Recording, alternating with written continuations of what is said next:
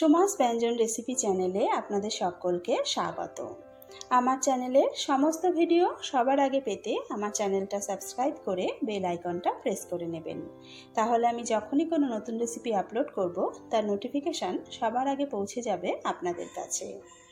সবসময় একঘেয়েমি তরকারি খেতে আমাদের ভালো লাগে না, একটু নতুনত্ব খেতে কিন্তু আমাদের সকলেরই মাঝে মাঝে ইচ্ছে করে। তাই আজ সম্পূর্ণ অন্যরকমভাবে তৈরি একটা ডিমের রেসিপি আপনাদের সাথে শেয়ার করব। চলুন দেখে নিই আমার আজকের এই রেসিপিটা আমি কিভাবে তৈরি করছি।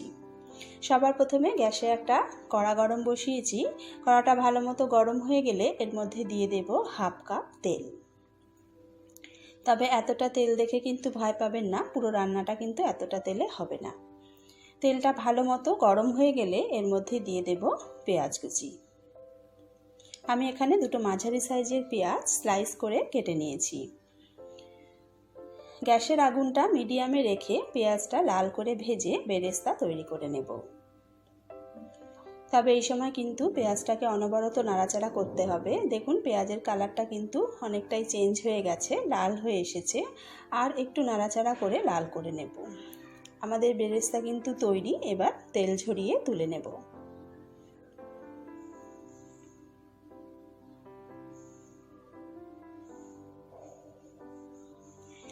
এবার কড়ায় 3-4 টেবিল চামচ মতো তেল রেখে বাকি তেল কিন্তু তুলে নেব।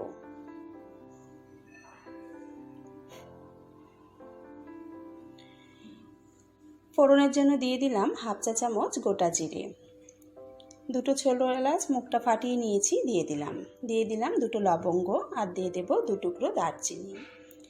এবার ফোড়নগুলো নাড়াচাড়া করে একটু ভেজে নেব।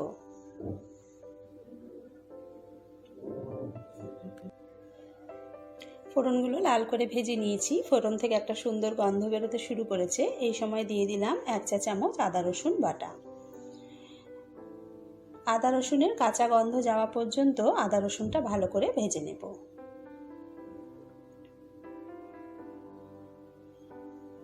আদা রসুন ভালো করে ভেজে নিয়েছি। আদা রসুনের কাঁচা গন্ধটা কিন্তু একদম চলে গেছে। এবার এর মধ্যে দিয়ে দেব টমেটো কুচি। টমেটো কুচির পরিবর্তে আপনারা কিন্তু টমেটো পেস্টও ব্যবহার করতে পারেন। এবার টমেটোটা ভালো করে নাড়াচাড়া করে মিশিয়ে নেব। টমেটো নরম হয়ে আসা পর্যন্ত ভালো করে ভেজে নেব। টমেটো কিন্তু আগের থেকে অনেক নরম হয়ে গেছে। এবার আরও কিছু মশলা দিয়ে দেব। দিয়ে দিলাম স্বাদ মতো নুন, হাফ চা চামচ দিয়ে দেব হলুদ গুঁড়ো,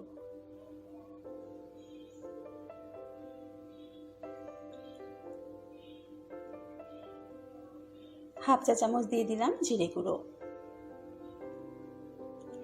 আর দিয়ে দেব হাফ চা চামচ ধনে গুঁড়ো,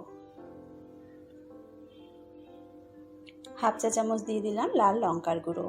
তবে ঝালটা কিন্তু অবশ্যই আপনারা নিজেদের স্বাদ অনুযায়ী দেবেন।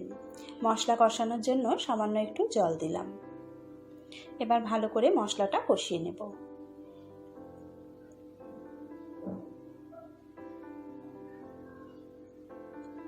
মশলাটা কষানো হয়ে গেছে। এবার ভাজা পেঁয়াজটা দিয়ে দেব। আমি ভাজা পেঁয়াজটা হাত দিয়ে একটু গুঁড়ো করে নিয়েছি, পেঁয়াজটা দিয়ে দিলাম। মশলার সাথে পেঁয়াজটাকে ভালো করে মিশিয়ে নেব।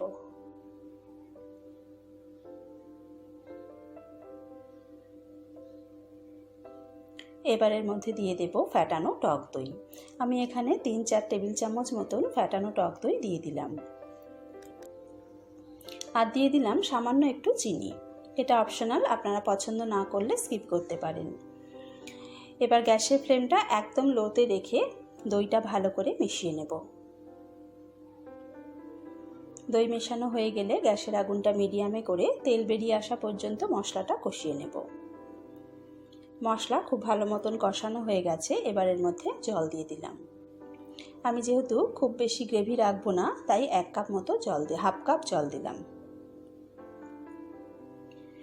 এই রান্নাটা কিন্তু একটু শুকনো শুকনোই ভালো লাগে। জলটা ভালো করে মিশিয়ে নিয়েছি। এবার গ্রেভিটা ভালো করে ফুটতে দেব। গ্রেভি খুব ভালোভাবে ফুটে উঠেছে। এবার সেদ্ধ করা ডিমগুলো দিয়ে দেব। আমি ডিমগুলো 2 টুকরো করে কেটে নিয়েছি। কুসুমের দিকটা নিচের দিকে করে ডিমগুলো দিয়ে দিলাম। হালকা হাতে একটু নাড়াচাড়া করে নেব। মিডিয়াম টু লো ফ্লেমে চাপা দিয়ে 2-3 মিনিট রান্না করে নেব।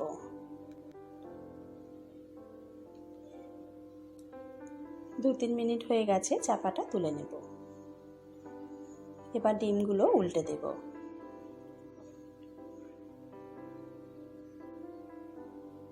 আবারও একটু ভালো করে নাড়াচাড়া করে দেব। এবার গ্যাসের আগুনটা মিডিয়ামে রেখে চাপা ছাড়া আরও 2 মিনিট মতো রান্না করে নেব। দিয়ে দেব হাফ চা চামচ গরম মশলার গুঁড়ো,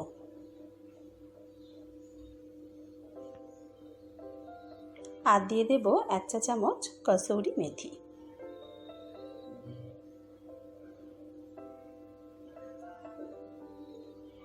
গরম মশলা আর কসুরি মেথিটা ভালো করে মিশিয়ে নেব।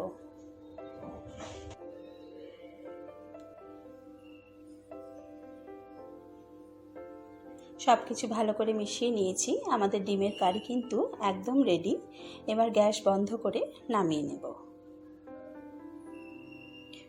তৈরি হয়ে গেল একদম নতুনত্ব স্বাদের একটা ডিমের রেসিপি। গরম গরম রুটি, পরোটা, পোলাও, নান সব কিছুর সাথেই কিন্তু খেতে খুবই ভালো লাগে। ভাত দিয়েও কিন্তু খেতে খুব ভালো লাগে। আপনারা এইভাবে একবার ডিম ট্রাই করে দেখতে পারেন, খেতে কিন্তু খুব ভালো হয়। আমার আজকের রেসিপিটা ভালো লেগে থাকলে একটা লাইক করবেন, শেয়ার করবেন বন্ধুবান্ধবের সাথে। আজকের মতো আসি, আবারও হাজির হয়ে যাব অন্য কোনো নতুন রেসিপির সাথে। সকলে ভালো থাকবেন। নমস্কার।